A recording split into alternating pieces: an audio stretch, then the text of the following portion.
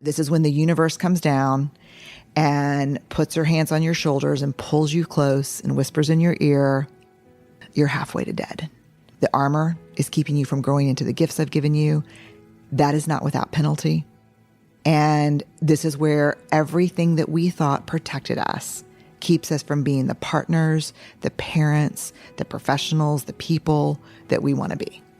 Because if I had $1 for every interview I did with a late 20, early 30-year-old that got on the engineer, lawyer, doctor path, because that was the moving escalator for smart people, who was depressed, hated what they did, never even knew that you could be a shoe designer or a casting director or a microphone builder. If I had $1 for every one of those, set for life. I think we're all kind of ordinary people. I get to do extraordinary things, but I think we're all ordinary people. But I think sometimes this world is tough because we shame and diminish ordinary lives or small lives. Mm-hmm. Ordinary moments are, we chase extraordinary moments instead of being grateful for ordinary moments until hard shit happens. And then in the face of really hard stuff, illness, death, loss, the only thing we're begging for is a normal moment. Oh my God, can I please have that ordinary moment back? Can I please hear him come through the screen porch door? Can I please get a call from my mom or a crazy text? Then we want the ordinary moments. But in them, that ordinariness can almost be, for those of us who haven't found a way to love it in ourselves, repulsive. People always say, where's the line between embracing imperfection and vulnerability and kind of our humanity and striving for excellence? And for me, I always think, where is the line between excellence and beauty in all things and perfectionism that is paralyzing? No work gets out. Mm-hmm. So there's always, where's the line between my perfectionism and my being my best self? The only thing I've come to so far that has been the shift for me it's a midlife shift. I think it's a midlife shift for everyone. And it's taken me a good 5 years in midlife. I will determine the line. You will not determine the line for me. So I know that for me, it doesn't matter what I'm achieving or accomplishing. If I'm not eating in a way that makes sense for me, working out and sleeping, that it doesn't matter. So for whether you're saying, boy, you need to, lose 30 pounds, or you're on the side where you're healthy at every, whatever, it doesn't matter. I don't care what you think on either side. What I think is, I know I need to work out 5 days a week. I know that I need to eat this way. I know I need to write down what I'm eating.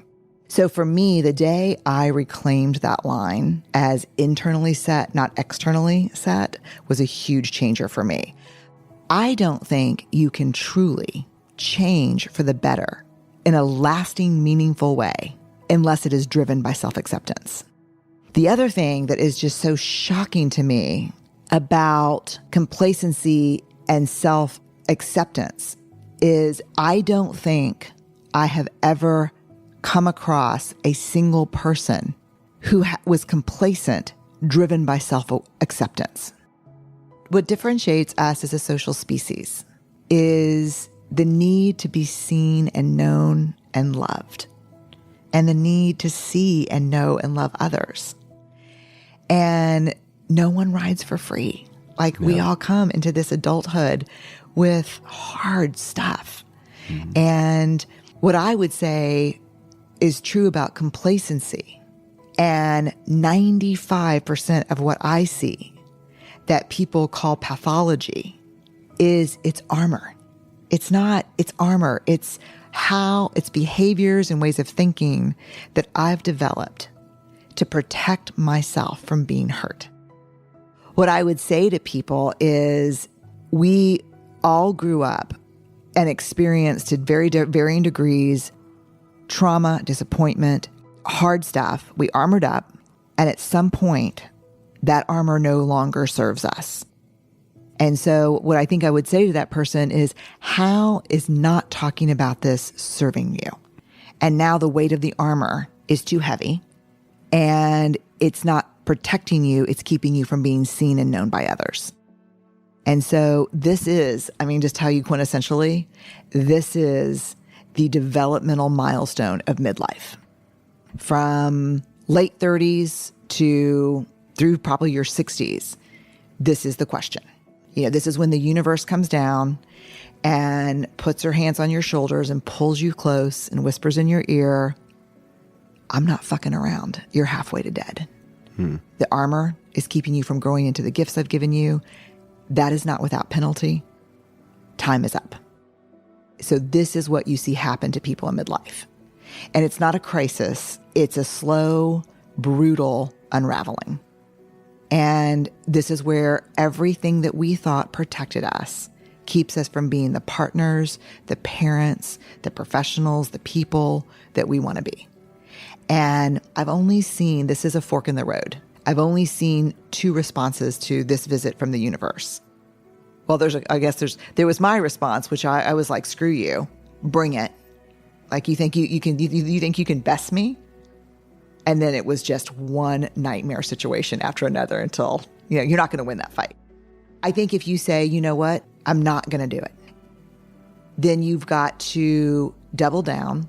These are the people that walk through the world, double down on their own shit, in denial, cheek squeezed as they walk, and cause so much pain in the world. Because it is so much easier to offload pain than to feel pain. And so you really have a choice in midlife. I'm not saying just pull off all the armor and streak through Austin, because I think you can replace the armor with something. I think it's curiosity is what you replace it. You just become very curious about yourself, about the world. Why did I react that way? Curiosity is really the superpower for the second half of our lives, because it keeps us learning, it keeps us asking questions, and it increases our self-awareness. But when you see, and I think it's really hard because, I'll walk into a situation and there'll be the person who invited me is usually the CEO.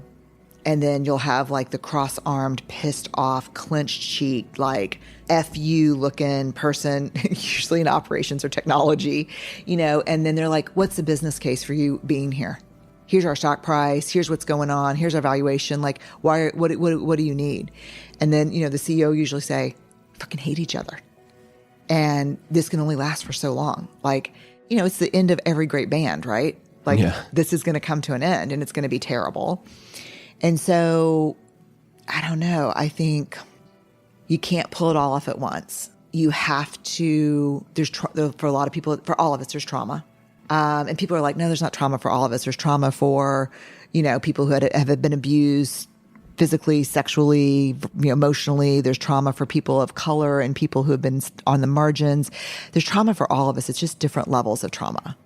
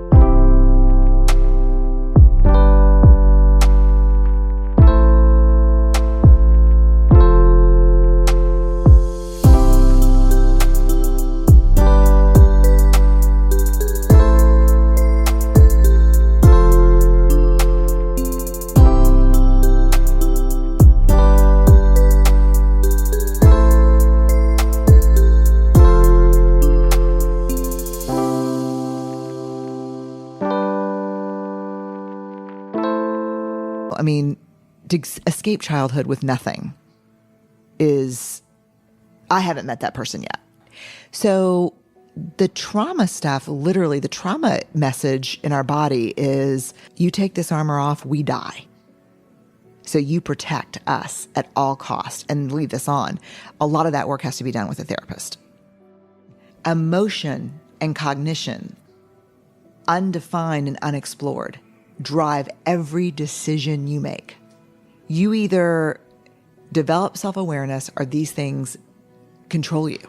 Like, but it's really, I have to say that it can, as someone who chooses affect words carefully, it can be terrifying for people. But rarely does anyone around them who knows them, like you with your friend, say, oh my God, I'm shocked to hear this when the reveal comes out. Yeah. You're like, your whole life has been defined by this.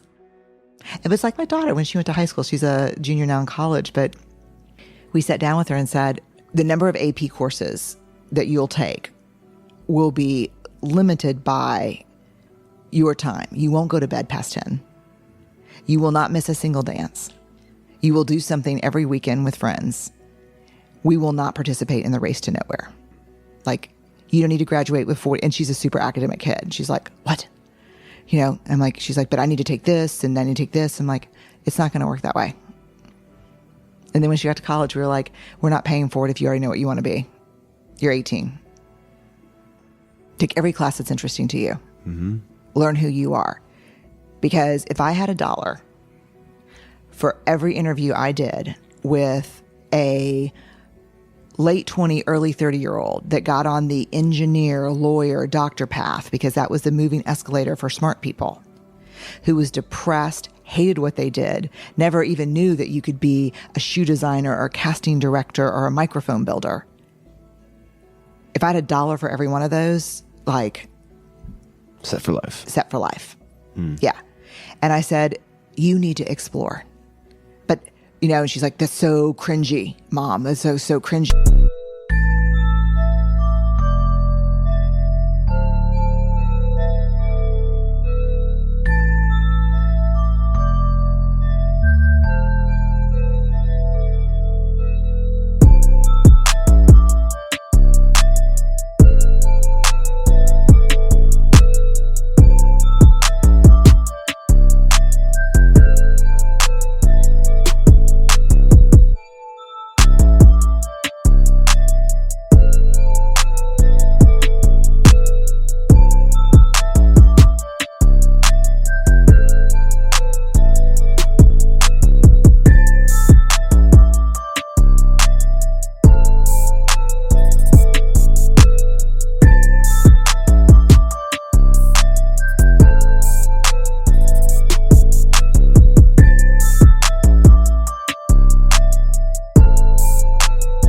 Like everyone that freshman orientation knows exactly what they're going to be, where they're going to go to grad school. I'm like, that's great.